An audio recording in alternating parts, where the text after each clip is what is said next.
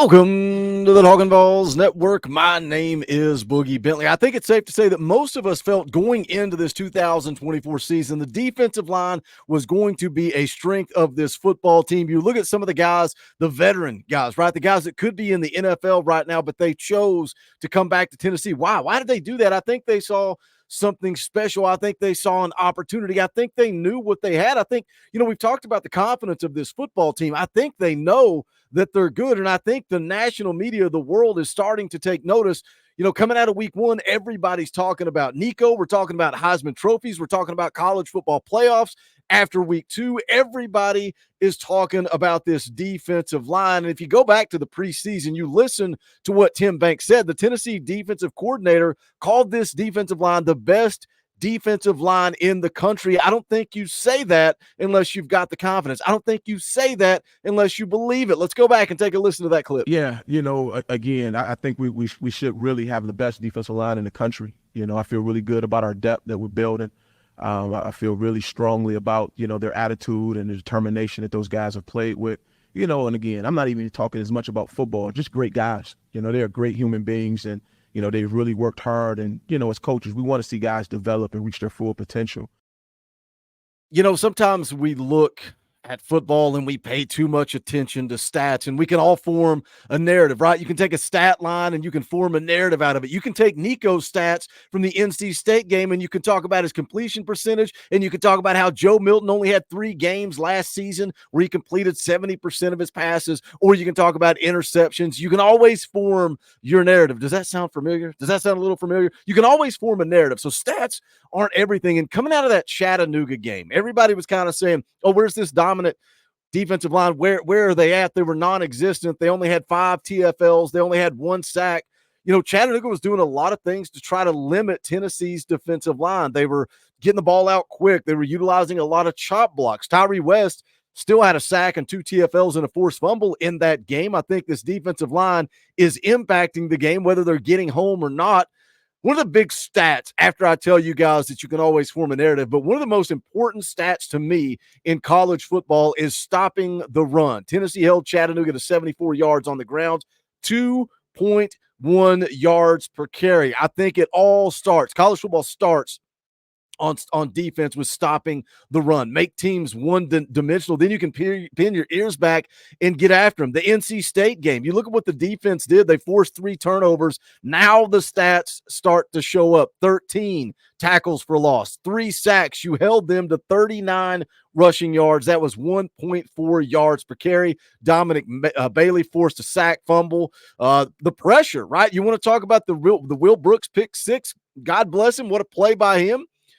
That started with Joshua Josephs getting pressure on the quarterback that led to the errant throw. That's the reality of it. But I think the national media, the world was taking notice of this Tennessee defensive line after the win over NC State. But there's one question that I continue to be asked, and that is, where is James Pearce? Tim Banks was asked about James Pearce meeting with the media. We're going to get into his comments. We're going to talk about it. But as always, I need you guys to do that YouTube stuff for me. Just smash the thumbs up. Real quick, it's just below the video. It's quick, free, easy. It helps the channel, and I would greatly appreciate it. Also, attack the comment section. A lot of you guys come in, you watch the videos, you don't really have a comment or a question. Just jump in the comment section, put a GBO. It helps this channel. And if it's your first time here, welcome to the Talkin VAWLS Network. We're not experts here. We're not insiders. We're not media. We're not reporters. We're not journalists. We're not any of that stuff. This channel is for the fans, by the fans. If you like what we do, make sure you subscribe. Click that bell for notifications. You're not going to miss out when we go live or when we drop a video. We're going to be live later tonight, 7 p.m. Eastern time, Talkin VAWLS Live. We're going to look ahead to Kent State, and guess what? We're going to do what fans do. We're going to look right over that game, and we're going to start talking about Oklahoma. We're going to talk about going on the road to play Arkansas. We're going to talk about that Florida game.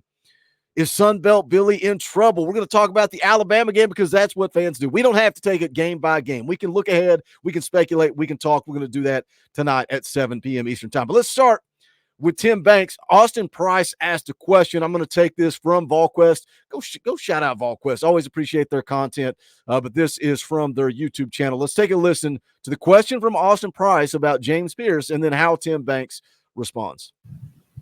You may not look at stats, but a lot of the kids do. So, I mean, like when you're looking at James and he's not got a sack through 2 games, and kids, naturally want to equate that to success. How do you say, hey, you're affecting the game in other ways to let him know, hey, you're still having a huge impact, whether you get the sack total up or not. Yeah, I think for me, once again, I didn't even know that, they didn't have a sack because James was playing extremely hard for us. He's getting a lot of attention, just like we thought he would. So, I think as long as he continues to work hard and play hard, I think the sacks will come. He hasn't pouted about it. He hasn't said one word about it. I think he's satisfied that we're winning. We're obviously playing at a high level. And, as long as everybody's doing that, nobody cares who gets, quote unquote, the statistics.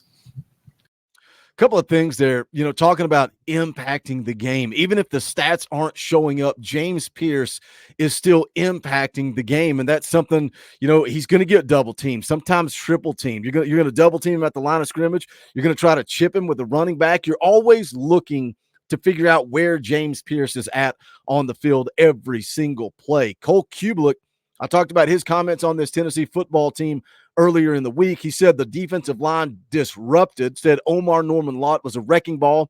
He goes on to say he likes how Josephs and Pearce lined up in other places. He also had praise for Dominic Bailey, Jason Jenkins, and Jackson Moy. They're moving James Pearce around. They're doing a lot of things with him.